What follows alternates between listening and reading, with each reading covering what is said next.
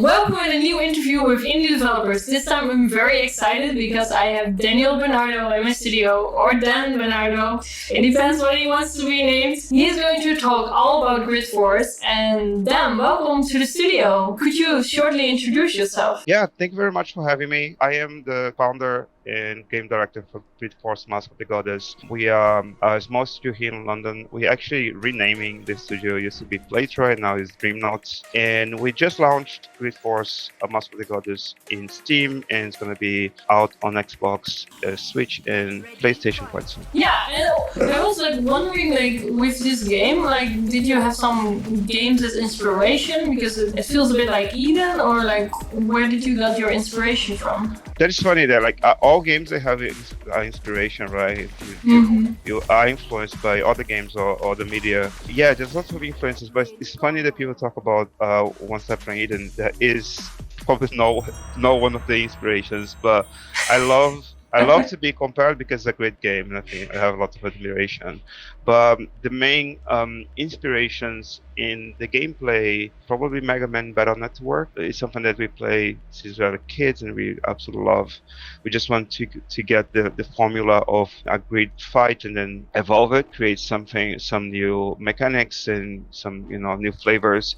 And in terms of the game, the story and characters, I think our main influence are games like Fire Emblem, especially Three Houses now. It was the last game that I played before actually getting into the production part of the game. The idea of having lots of the characters and they all have their own motivations and be able to turn against you definitely come from JRPGs in general, but Fire Emblem in particular. Yeah, because of course parts of the story feels really inspired by JRPGs, right? Oh yeah, we are JRPG rats here. We all love it. It was the dream of my life, create something like Final Fantasy. So it's just natural for us. Okay. Well, it's Goddess, right? So are there characters based on what you know from research from the gods, or how did you give them character? So it's funny. I am before becoming game designer and game director, I was a creative director, and then before being creative director, I was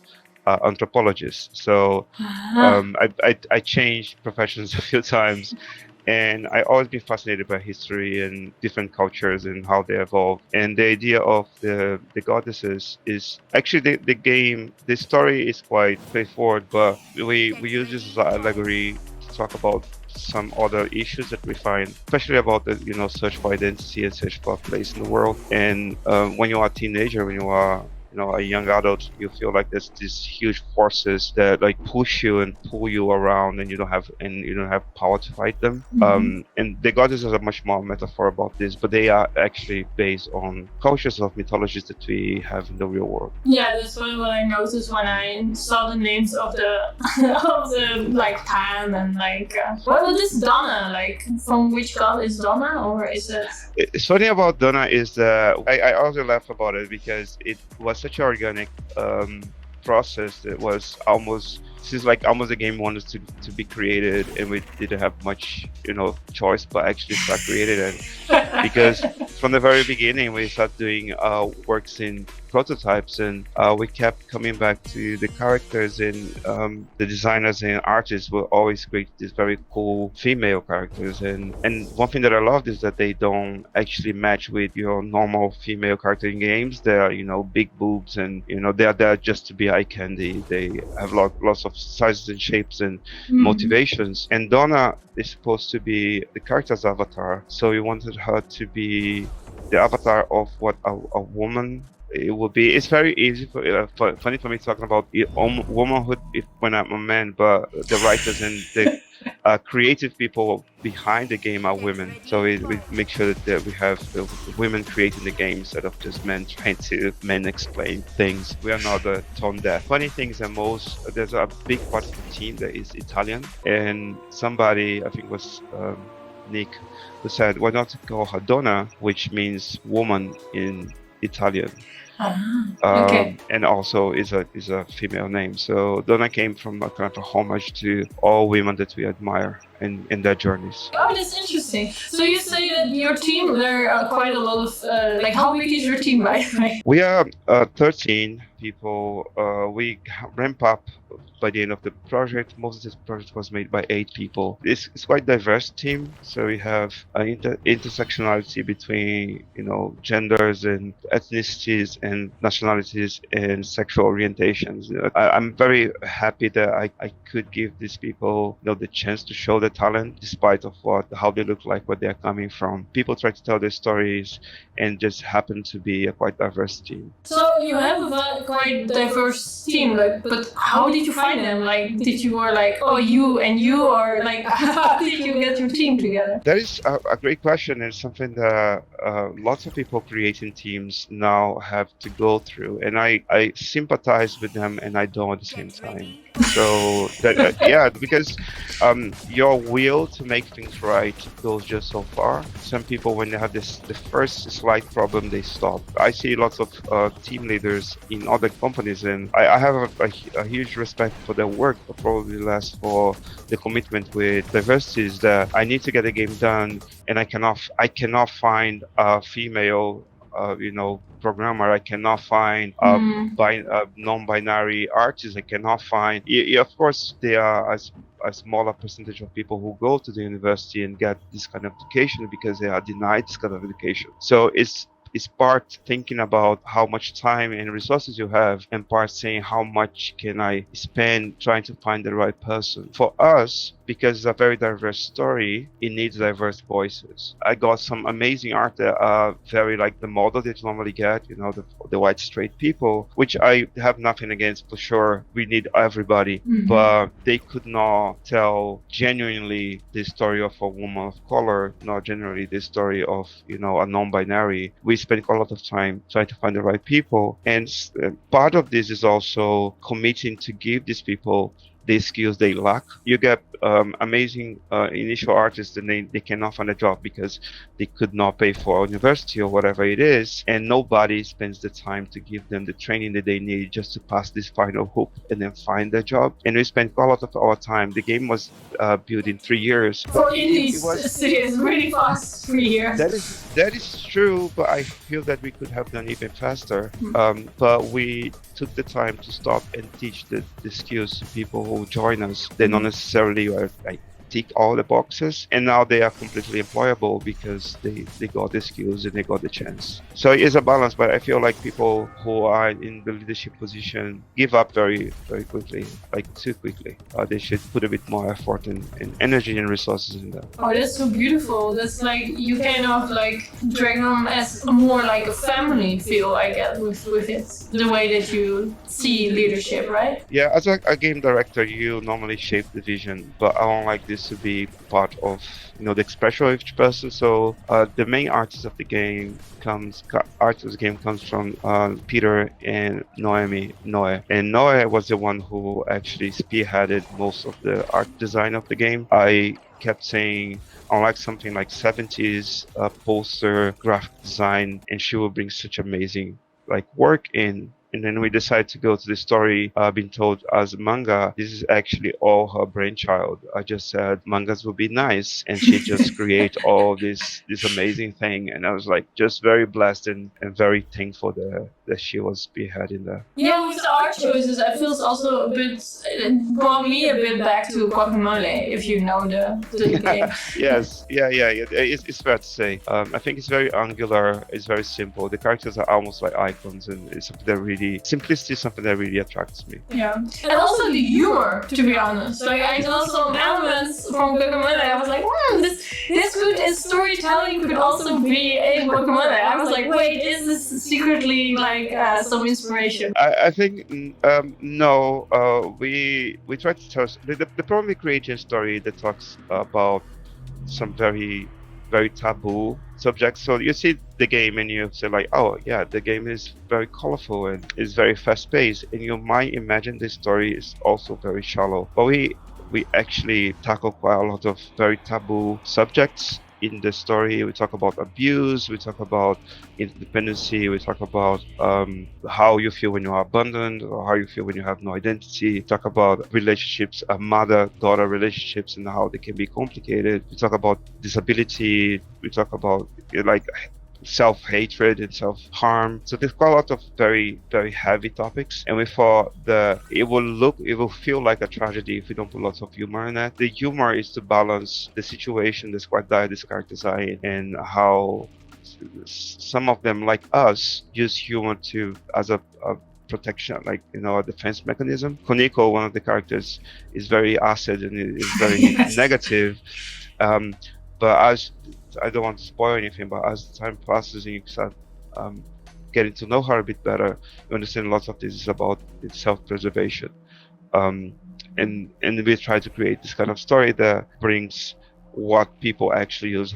One of the weapons of humor is actually self-preservation, and is what you try to bring in the game. Each one of the characters have a journey and have an arc, but I kind of relate with Koniko. I used to be a very sarcastic person when I was younger, and I kind of relate with her. To be honest, I also relate with Koniko. This is like my favorite character. So yeah, I guess I'm also. Let's say something about me, I guess. I think she's the kind of character that people love to hate. I think that the two main characters that people talk a lot about is Koniko and Pan, and I understand why Pan's so likable, and I understand why people love her, because she's just a kid, but it has this kind of amazing energy. I think Koniko is a bit more complex. Even if, like, the funny thing about those characters that we are very proud that we created is that as you progress the story, you see that Koniko has a sweet side of her, but you also see that there's quite a lot of pain in Pan's backstory and how she sees the world. So we try to create a three-dimensional character as possibly can, and each one of people in the team is like, I kind of feel the way this character felt before, and that was kind of a validation for the story. To be honest, I mean, I like Pan's story, but I mean, the character to play, I'm like, she doesn't have like the most likable like attacks, because he takes over the attack from the other, and that's like, no, I didn't want to do that. No, I don't want that. She's a very supportive character. Like, she's a support character, but I think that the beauty of the gameplay is to mix and match those characters. And some people find very ingenious ways to use Pan and be very effective. And I was like, it's funny when you create something, you put somebody's hands, and then they just create something absolutely new. And Pan is one of those. In the beginning, I was a little bit of a, like, I didn't swap enough, so I kind of lost quite a lot to the attack. I was like, what is happening? Because like, the special attacks from like bosses or whatsoever, you cannot defend, right? So the blue things were like, it's running around. It was like, I was like, what am I doing wrong? But then I swapped a lot more and used a lot more special abilities, and then it worked out. So that was.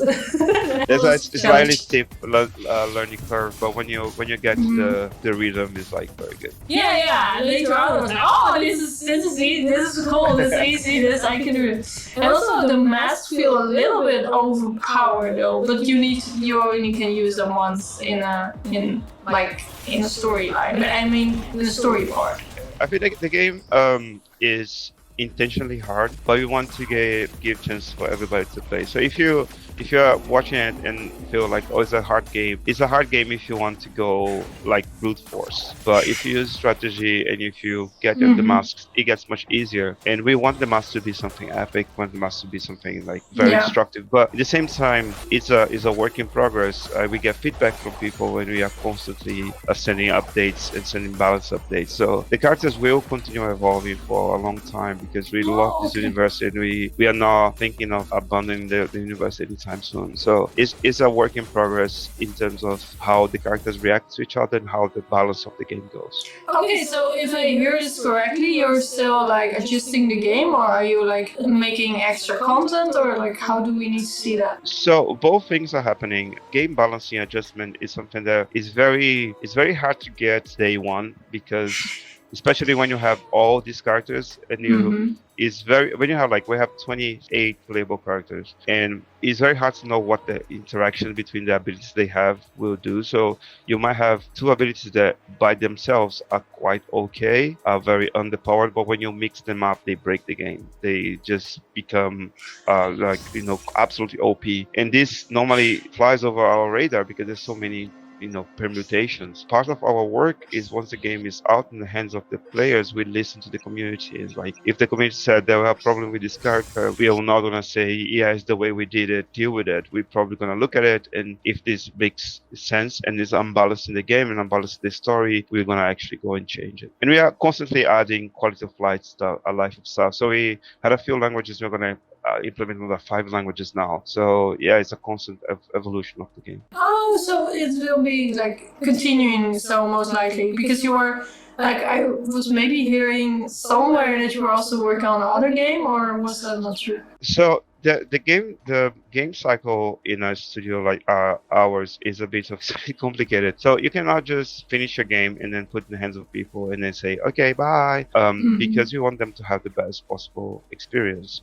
So there is the commitment with the community. We want the community to have the best possible game, but at the same time is our love for these characters and for the time that you spend with them. We don't want to leave them. So that is one part. But then we have to continue creating our next game, or we actually to already start with Gridforce 2. There's so much that has to be cut because time and resources restrain, or we didn't figure out we have an idea for a mechanic, but we didn't have enough time to test it, or there's so much that we want to do. I remember one point we had an idea to have characters that all characters could change weapons and could equip stuff and collect all the enemies and use as pets. Lots of people wanted to do it, and we couldn't. So that was the idea, but the team is teeming with ideas, and we said, okay, we spent this time with Gridforce. We have a few ideas for DLCs, for at least 2 downloadable content packs. Let's explore something else as well. So in this phase where the production is finished, we are balancing and supporting the game, and at the same time part of the team are already working pre-production for our next game. Okay. Oh wow, that's intense workforce basically. Yeah, we gave people 2 weeks of free holidays on top of the holidays they have because they did such a great job. But then it's time to go back to work. Yes, okay. Nice, yes. Okay, cool. Well, I noticed why I wanted to try out different characters. Well, I first was like, what is the sigil? Then 50%, and then I did it, and then I was like, sad. To be honest. I was like, what is this doing? Oh, I was like, everything. So, yeah. The sigil was something that people asked from the very beginning. Because you can evolve characters the way you want. So there are 6 different attributes and a kind of sigil for each one of the attributes. So you have the freedom to make the characters strong in areas that you want. But sometimes people are like, oh, I didn't like it, I'm gonna do something else. I want to change. I want to create a new build. And we didn't let people do this, and we thought it would be a mistake. But at the same time, we wanted this to be a strategical tactical game, and want the choices to matter. So when you decision the character, what it means is that you bring the characters back to level 0. Yes. But then if you spend 100 seasons and then you get just 50 back. That is especially painful when you just are like, oh, what is this? What's it doing? I think that's the point. The game is very complex, it's very big. Yeah. So there are a few things that you get blindsided. I'm pretty sure we are supposed to have a warning. Yes, that would be nice. Yeah, so if we didn't, okay, this is a good feedback I'm gonna add to it. Yes. So I was like, no, how can I? No, why did I do that? But yeah. Never do it again. Exactly, you learn the best with the hardest mistake, right? Okay. How was the audio design for this game? Because I think it's interesting because with the manga style, sometimes you hear some sounds and sometimes you the sound decisions. How was that made? The way we engineered the sound in the game, we decided that some parts of the story needed some kind of highlight, but we didn't want this to be a cacophony of of sounds and becomes almost comical. So we decided that in a few points that we thought the audio or the sound effect would help, would make things more clear. They didn't gonna do it, but when not, we wouldn't. And it was like case by case basis. And actually, the story of the game took almost half of the whole development time because it was so painstakingly done. The whole comic book story is something that it was done and redone and reviewed and redone again so many times because like, oh, this is too fast, or this is not clear enough, or this building design changed 2 weeks ago.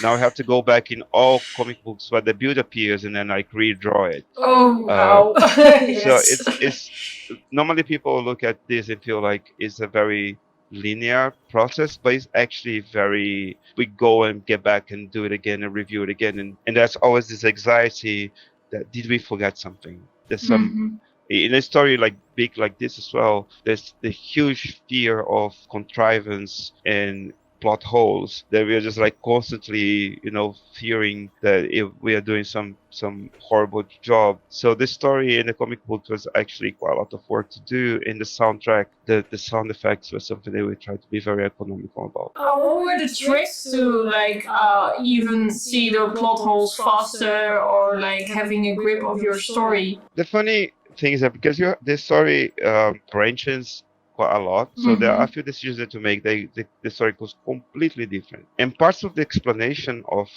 this universe are in different parts of the branch. So you might go through a branch and then go in the end, it's like, oh, this doesn't make sense because X, Y, Z, but it does. You just decided to go to a place where you will not find a character that is going to expose something, or you're not going to understand what, the backstory of somebody who actually make the story concise. The whole team read the story and gave their opinions. We got so many rewrites because I'll keep getting people coming to Megan and me and saying, oh, this doesn't make sense. It's like, it does make sense. It's just, this is a secret part of the story that you have to get like, oh, but the players need to have everything. It's like, okay, you're right. You have to like make sure that this story is concise. I think if we spend a lot of time thinking about it, it becomes almost paranoia. So it's horrible. So we decided that we want this story to emotionally make sense.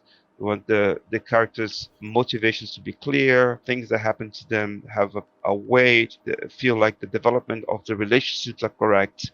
And if, energy being that appears in the sky and destroys half of the world doesn't make sense to you, is okay, it's fine.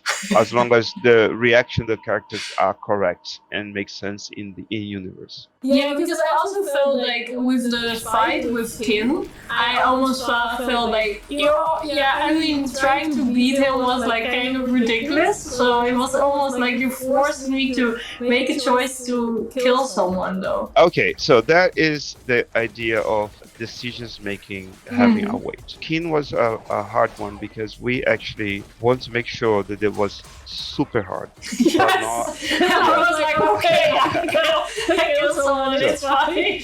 It was super hard. However, that it was doable. Yeah, because there's one stroke that he is not attacking. I saw it.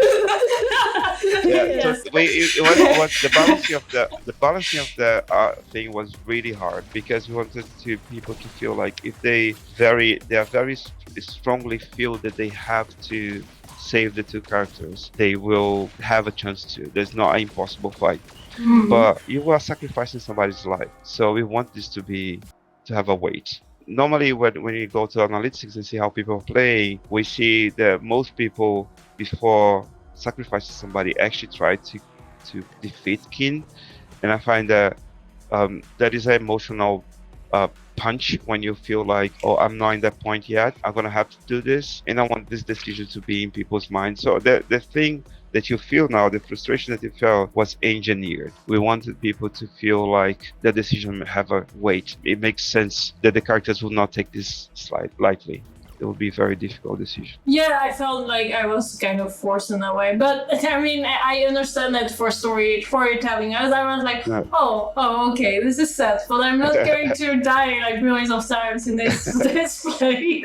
Well, you know when you have those games that they put you against the final boss in the very beginning. Castlevania did this, and it's an impossible battle. So that is, I felt that very frustrating as a player, because don't put me against, like, I might have a 0.0001% of chances to fight this monster. Keen is a very powerful enemy, and the story of the character should have ended there. So it's about, we know they will upset some people, but at the same time we wanted this. I think the most important thing for the game, in my opinion, is the message in the story, and want the story to be consistent. And if this makes the gameplay slightly annoying at a point, I think it's a price that I was willing to pay. I think it's good, but I just noticed it. I was like, okay, so this choice is going to like influence the game, and then you're like, you either ignore it or you're going to go for it, right? So it's like, okay, but this time it was like the different way. I was like, oh, you really want me to change the story? No, you have the chance to kill her, I promise. Okay. It's possible. I see a lot of replayability in the game, which is good. Yeah, that's what we're trying to do. Actually, we are working now on a Game Plus, so people can try everything. But in the beginning, we want every person who plays the game have a different journey, and when they come together talk about them, it's like, oh, this didn't happen to me. This happened to me. Like, did you find the spy? What spy? That is the kind of thing that we want to entice some people. Yes, yeah, I see this. That's really good. How did you get like because you're saying that you have a lot of characters, right? That needs to be playtested. Like, did you have only like with the community, or like how did you playtest your game? We had internal playtesting, which is never enough, and we got people from the community to help us out, and we also got external professional help. So we tried to test as much as we could, but it's not just in this day and age. A game this size, maybe 10 years ago, would be impossible to be created by 8 people. So in terms of content and story and mechanics creation, we are in an amazing place where we can create so much and so fast, but the testing is still quite slow. The human going there and testing. So it's a big problem. That's why when you get lots of games now being launched, they are buggy in the beginning. It's not because people don't care, it's because the volume of testing is just enormous. So we are quite happy that when we launched the game, of course there was some bugs, and we started working on the bugs, but it was nothing like actually breaking the game. And we continue getting less and less bugs. It's always good. Which is, no, it's great, but I'm pretty sure there's something lurking in the darkness, just ready to eat us up. But for now, we are quite happy with. Yeah, but it's been quite a lot of time. We finished the game. When you say content finished, like 3 months before launch, and we were like testing, refining, but we knew that we have still some bugs, because it's impossible to have a bug-free game. Yeah, for sure. I mean, well, yeah, for sure. Sorry. I was the games that are 25 years old. I feel like Super Mario World, like just 2 weeks ago, somebody found a bug. Exactly. Millions of people playing for years and years and years, and people still finding bugs. Yes, yeah. What is for your game the target audience? That it was something that we struggled in the beginning. The target audience, because the game is very colorful, people always think that it's like kids. And although we really love the kids to play, I think our audience is between 12 and 18. We got much more like older people playing, which we love. But because this story is so important for us, and the games that we do are mission first games and profit second. So we want to create games that change people's lives more than that change our life by becoming rich. The main thing of the game, all the gameplay, all replayability, all the characters, all the systems, they're all in service of the story about this teenager finding a place in the world. And this is the most important thing for us. And that the 12 to 18 is the target of audience for our story, because we want this, people to do this. However, when we get people like 30, 40, 45 playing the game. I love when they feel like, oh, this brought me back to a time in my life. That is also valid, and that's also great. So we are very happy with that. But if you want to change people's lives more than just do entertainment, that is the point. But we see that everybody who likes, any person who likes intersection between action and tactical games, they will absolutely love it. And of course, RPG lovers will. I hope they're gonna like the game. Yeah, I think it's also like inclusivity, because that's basically what you're like proposing with the game, right? It's in more like life cycles very important, especially around the 30s and the 40s, because well, it has been different time before, right? So, but I think that's an extra that you you get an extra group with that. That's only when you create games, because there's so many commercial decisions that you have to make, and I'm not against that. I just feel I had a career before, and my career was quite successful outside the game. So I didn't come to games to make a career. I came to games to give back the things that I got when I was younger. So it's impossible to talk to me without talking about intersection of perceived race and sexuality and all those things, because I am a living embodiment of all those things. So I am a queer creator, I am a black creator, I am a South American creator. My mom is Jewish. It's a big, complex group of people that normally are much marginalized. For me, it's important to be visible. So I want teenagers that play the game go look up and say, oh, this was made by somebody like me, and then be inspired to do this in the future. That is my main point. So making those commercial decisions almost feel very disingenuous to us, because what we want to do is to do what we want to do, and then the hope that there's a target audience for the, although we do our homework, I have to say sometimes I just ignore it. It's just like, I want to do what I want to do. Okay, nice.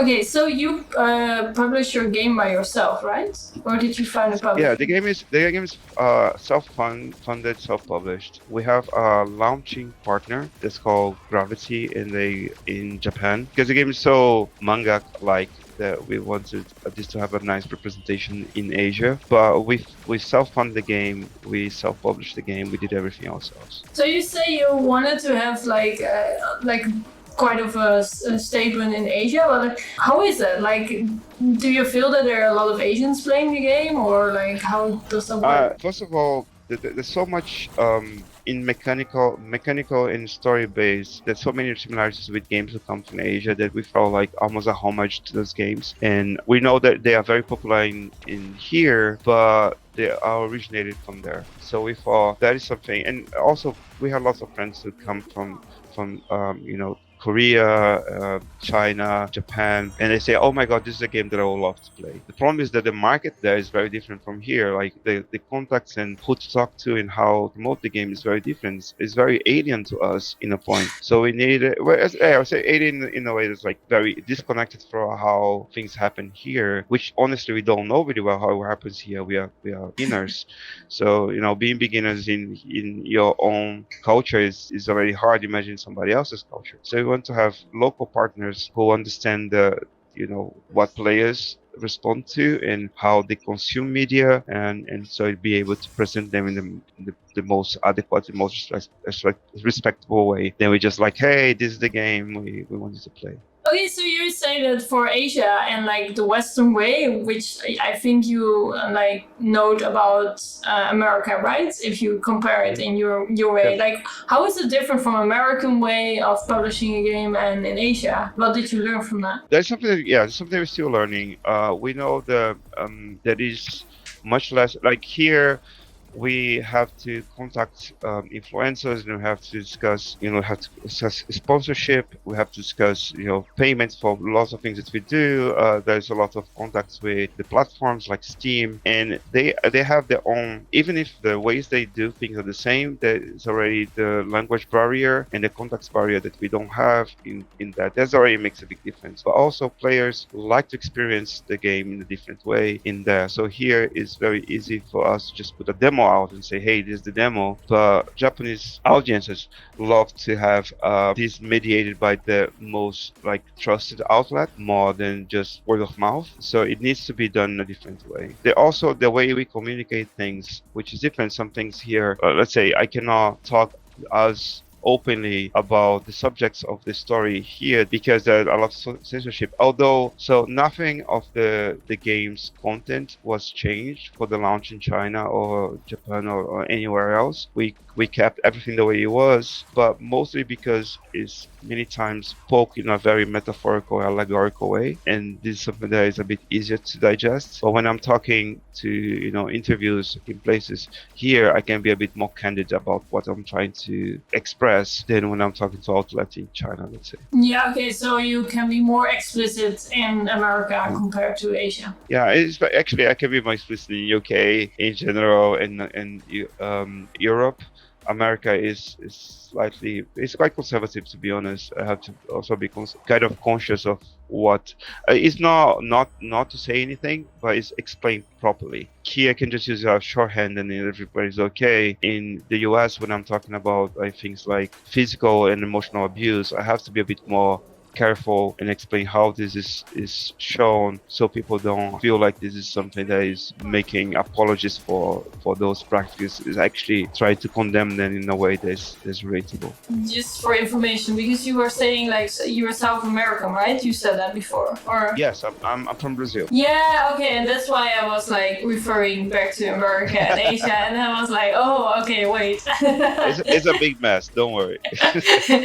Okay, so and you're located in the UK, and you feel that there's also a different culture based on publishing your game, right? Yeah, I don't think I think the publishing culture in UK and the rest of Europe is very similar. The problem that we have right now anywhere, independent from the cultural background, is exposure. Is how much content is out there and how hard it is to break through and capture people's attention. So. I have lots of amazing, absolutely incredible games that nobody knows about, and they commercially failed, and they are like just hidden gems that are gonna be forever in the bottom of the pile in Steam because people don't talk about them. And sometimes they are lucky enough to be rediscovered in the future, but in general they're just like dead in the water. Well, it's so for exposure, right? Because that's like the big thing. Because nowadays, like 11,000 new games are coming out in 1 year. It's like it's very hard to be exposed, right? So, do you have some advices for people, or like what have you learned to like? The main thing is money. So if you have money, you're okay. However, I understand that this is not something that indies normally have. So the one main thing that's gonna help your indie studio, the one thing that's gonna help you in every single aspect of game development, testing, deployment, feedback, is community. Your community is the first one is going to be advocating for you, showing your game around. They're the first one is going to create hype. They're the ones who are going to tell you the game is broken. They're going to tell you the game is balanced. They're going to tell you the game is boring. They're going to tell you that you suck. Like, it's great. They are awesome. Don't show your game to your family. They will lie to you. Don't. They love you. Show your game for people who don't love you, because they're gonna it's our reality. I show my game to my mom and everything's awesome. It's like, no, I know there's some problems. This is broken. Yes. So very early on, as soon as possible, start creating communities, start posting things, start bringing them in the same place, making them have ownership of the project as well, listen to what they say. I remember very clearly once we got somebody who wrote very hurtful 3 pages feedback notes, and then some people of the team were very hurt because the guy was harsh. It was really harsh. And then everyone like, oh, I'm gonna respond to him, I'm gonna just let him know he doesn't know anything about game development. And I remember saying, this person who doesn't know you, who is not getting anything out of this, sat and wrote 3 pages. This person cares about this. This person really cares about what we're doing. That is devotion. Yeah, you should say thank you, not who you think you are, because this person is the most helpful person that is. So we are very attuned to valid criticism. I say valid criticism because you got lots of haters because you just want to hate, and you have to sift them out. But when I see somebody play the game and they have concerns, and they articulate this properly, and I see that they really care, they are the biggest asset for a small studio. And they're the ones that are gonna be win over, and they're the ones that are gonna be talking about this everywhere, and the ones gonna be bringing, the exposure that you normally don't have. Yeah, so like really the community, right? Yeah. And like, do you have some sort of advices how to build up your community? Because it's not like that you just say, I now start a community and then you have one. That's not how it works. Definitely there's no formula, but there are a few things that you can do that are quite helpful. The first one is share a lot and share often. Whatever you do is not finished, is not ready. I don't think people should be seeing this. They should have a look. They're gonna give some feedback and it's helpful. The second is, if absolutely everybody, I'm not saying 50%, 6%, 7%, I'm saying everybody. If absolutely everybody hates what you're showing, maybe what you're showing is not very good. So have the humility to review your strategy. You think this game is awesome and everybody don't get it. Maybe you have to think about the pitch better, how you explain, how make people see what you see. And if they see what you see and they still hate it, might be that there's no space for your game and you have to review it and then get something else done. There's a lot of things that we do, a lot of prototyping and testing and demos and everything that's awesome, and people don't like it and doesn't resonate, and it's okay, it's fine. And once you get your first fans, nurture them. Don't take them for granted. Interact with them in a true form. It's not just like, hey, how you doing? Take interest in what they're playing, interest in what they're doing, and what they think about the game. Just ask stuff for your game. Ask stuff in general. Show interest. Yeah, I love that advice. It's really lovely.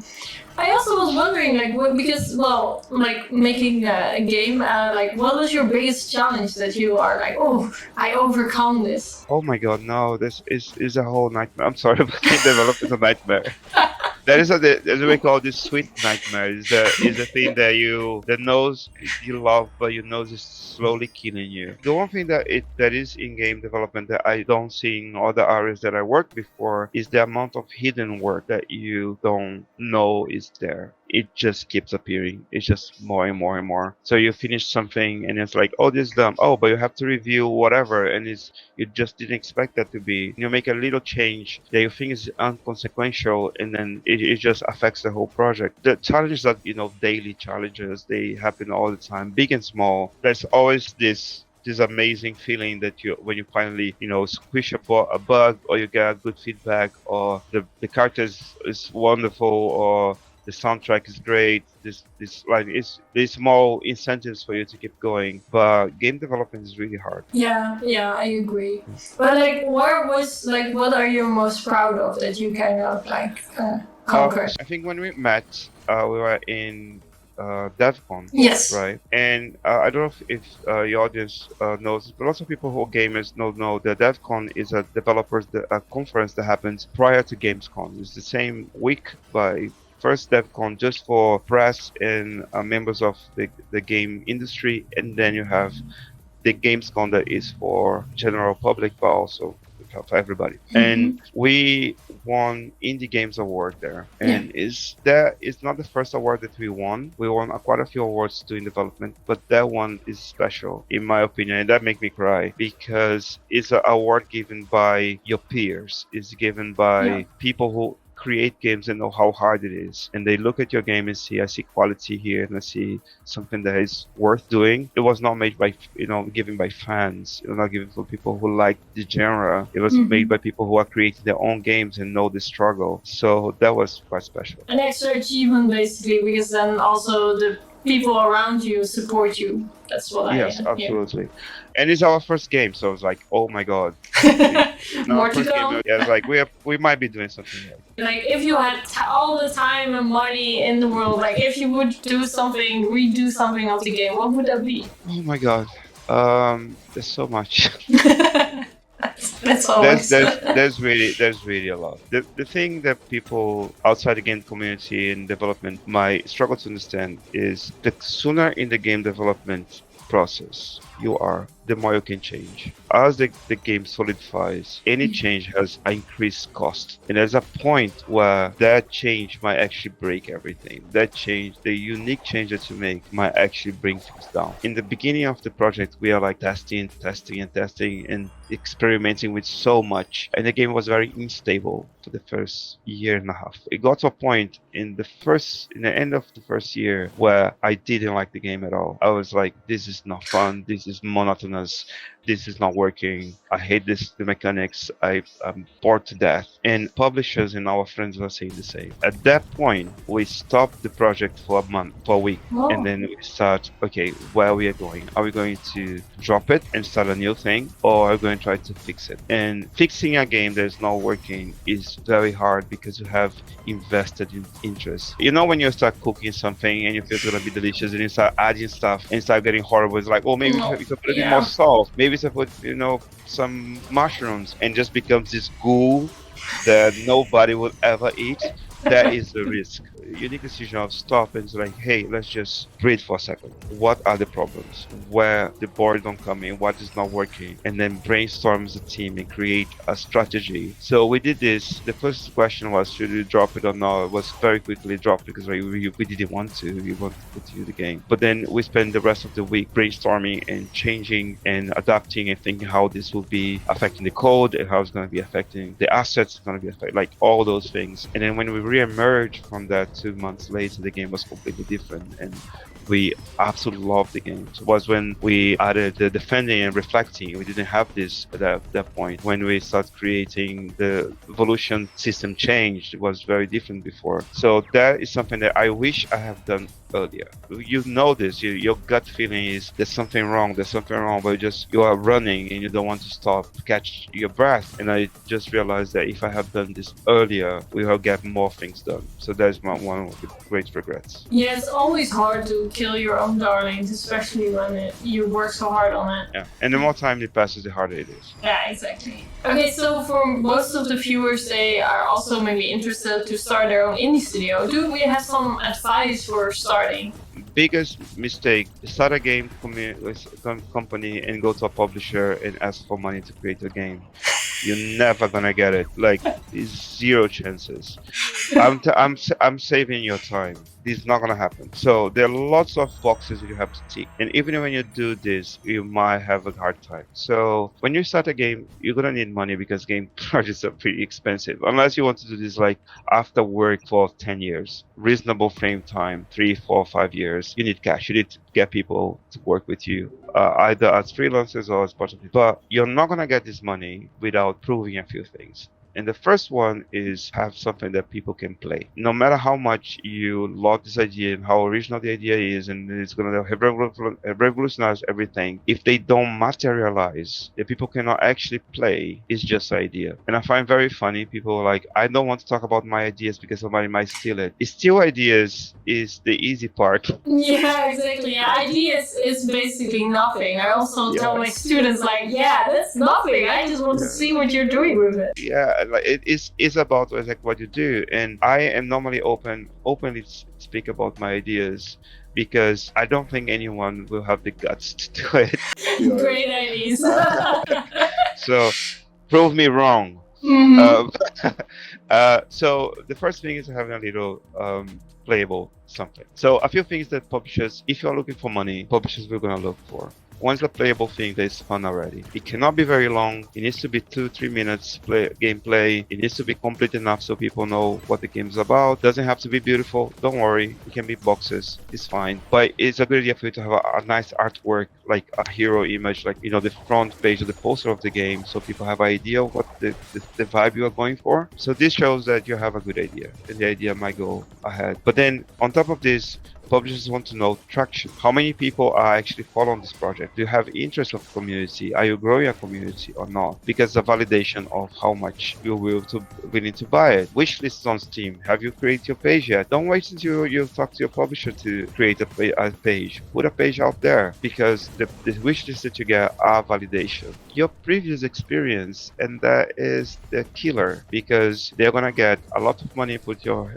hands, but it's very easy to start a game. It's very hard to finish it. Most game projects, most of them, and I'm not talking indies, I'm talking AAA game projects, die before finish. Many of them become prototypes that don't go anywhere. So imagine if you have all the resources and support, you still get your idea canned. Imagine if you are a single or a few people doing this. It's the hardest thing you're gonna do in your life. So the publishers have the right to check if you have the experience to do it before giving you money. So that's why it's so hard to get publishers to give you money or anyone to give you money to create the thing that you create if you never did before.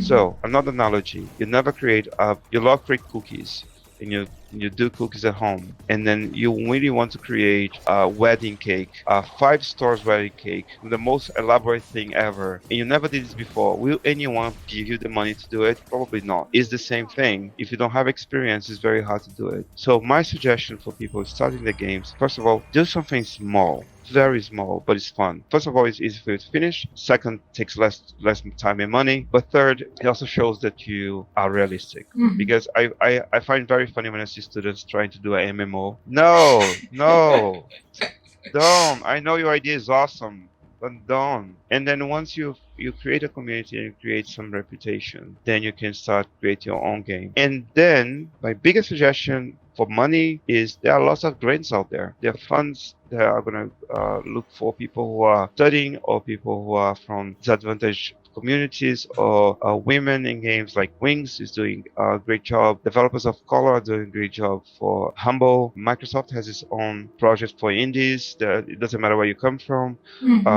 So there's so many places, like in UK, there's UK Fund, a Games Fund. Try to get money without ties, without attachments. And then when you have your first game out, then start thinking about, unless your game is so good, so amazing, the publisher gonna look and it's like, oh my god, this is the new Picasso, I'm gonna do it. But the thing is that I think everybody who wants to do something and put their minds on it, that can be great, but creating games is not just about talent. It's about skill. It's about experience, and it just get this by doing it. That's the only thing that you know that you can do it, right? Yeah. Okay. Wow. So. Sorry, it was very long, but I know this because I suffer that.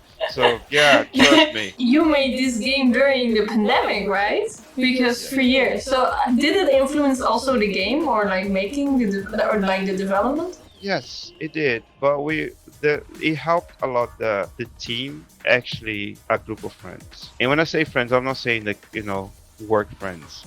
We did everything together. We go to gigs together. We go to cinema together. We go to park and we spend time and we play games and we go to dinners. Like we are friends. We are our group of friends creating the game. And I was very careful every time we get somebody new to make sure this person would connect to others and be compatible in terms of how as people we interact. Because if you have this friendship bond and has some respect to that, because sometimes you have no respect for your friends, it doesn't help. But it does respect and actual care. It's very easy to go through something like this. And what saved the team was that we genuinely love each other. So it was not hard for us to keep in touch. It was not hard for us to create systems that would help us working remotely. We had a kind of slow down first months, but then we just pick up. Oh, this is so lovely to hear. I always that's why I do these interviews. I always love the passionate people are creating games. So yeah.